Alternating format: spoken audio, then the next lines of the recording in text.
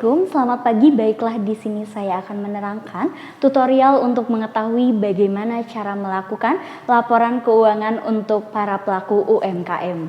Kita ambil contoh untuk membuat laporan keuangan pada pengelola keuangan Balai Sawala. Seperti yang kita ketahui, laporan keuangan itu wajib untuk dipelajari oleh para pelaku usaha. Karena tanpa melakukan laporan keuangan, teman-teman sebagai pelaku usaha tidak akan dapat mengetahui pengeluaran dan pemasukan. Biaya produksinya untuk laporan laba rugi, baiklah. Kita mulai tutorial apa yang harus dilakukan oleh para pelaku UMKM dalam melakukan pencatatan keuangan. Teman-teman, kita pahami dulu yuk apa sih laporan keuangan itu? Laporan keuangan itu yaitu pencatatan mengenai informasi transaksi keuangan suatu usaha pada periode atau waktu tertentu yang dapat digunakan untuk menggambarkan kinerja usaha tersebut. Adapun tujuan membuat laporan keuangan ada beberapa ya teman-teman. 1. Sebagai alat untuk mengetahui kondisi keuangan dan kinerja usaha.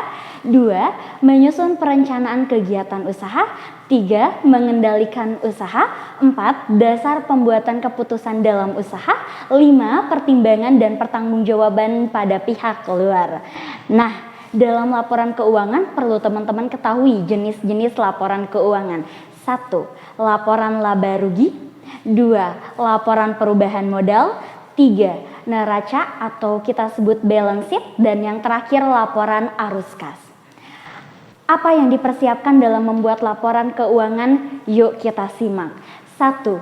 Catatan pembelian barang. 2. Catatan penjualan barang. 3. Catatan biaya-biaya. 4. Catatan hutang. 5. Catatan piutang. 6. Catatan kas usaha. Baiklah teman-teman, kita buat bentuk jurnal sederhana ya, dapat dilihat dalam tabelnya. Bentuk sederhana dari jurnal seperti ini untuk tabelnya.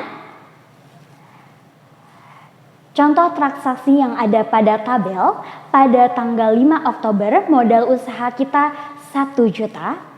Selanjutnya tanggal 6 Oktober transaksinya untuk beli bahan produksi 400.000, saldonya menjadi 600.000.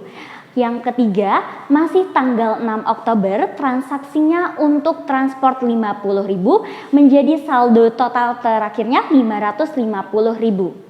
Dan yang keempat, pada tanggal 7 Oktober menambah pemasukan dari hasil jualan kue sebesar 820.000, kita masukkan ke dalam kolom debit. Jadi saldonya nambah 1.370.000. Yang kelima, pada tanggal yang sama yaitu tanggal 7 Oktober membeli bahan produksi untuk transport 600.000, saldonya jadi berkurang 770.000.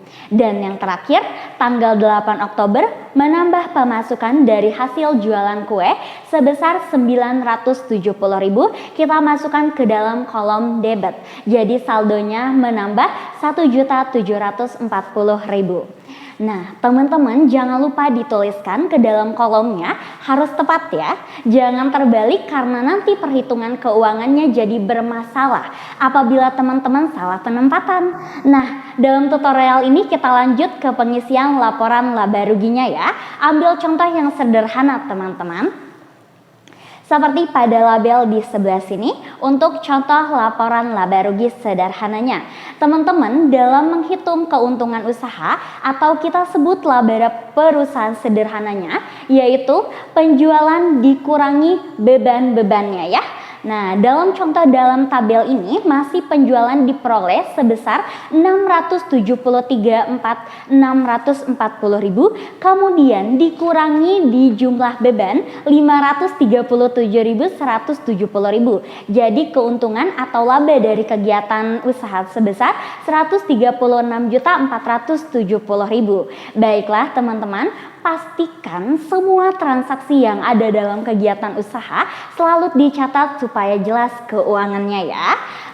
Oke teman-teman, demikian tutorial keuangan untuk UMKM.